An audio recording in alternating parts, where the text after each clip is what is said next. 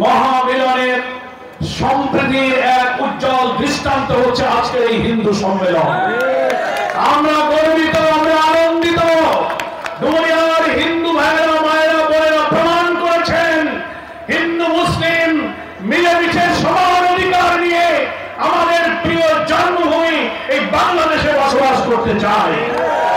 বছরের পর বছর যারা রাজনীতির কারণে হিন্দু, বৌদ্ধ, খ্রিস্টান, অন্য ধর্মের সম্প্রদায়ের লোকদের অধিকার হরণ করেছেন, স্বার্থ লুটে নিয়েছেন, রাজনৈতিক স্বার্থে ব্যবহার করেছেন, আজকে স্বাধীনতার 54 বছর পর তারা উপলব্ধি করেছেন বারবার যারা ক্ষমতায় গিয়েছেন তারা শুধু নিজেদেরই ভাগ্য বদল করেছেন, হিন্দু ভাই বোনদের কোনো ভাগ্যের বদল করতে পারেননি।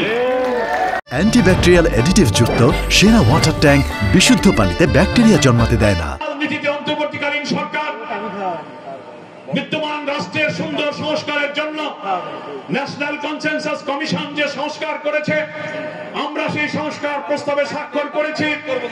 আমরা বলেছি জাতীয় নির্বাচনের আগে এই সংস্কার প্রস্তাবগুলো গণভোটে দিতে হবে এবং সেটা জাতীয় নির্বাচনের আগে নভেম্বরেই গণভোট দিতে হবে। প্রধান উপদেষ্টা অর্থাৎ তিনি সরকার প্রধান, তার পক্ষ থেকে জুলাই সনদ বাস্তবায়ন আদেশ জারি করতে হবে। তারপরে একটা পার্লামেন্ট হবে।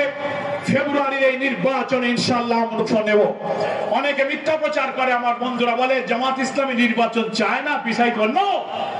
আমরাই আমাদের আমিরই প্রথম ফেব্রুয়ারিতে নির্বাচন দাবি করেছি।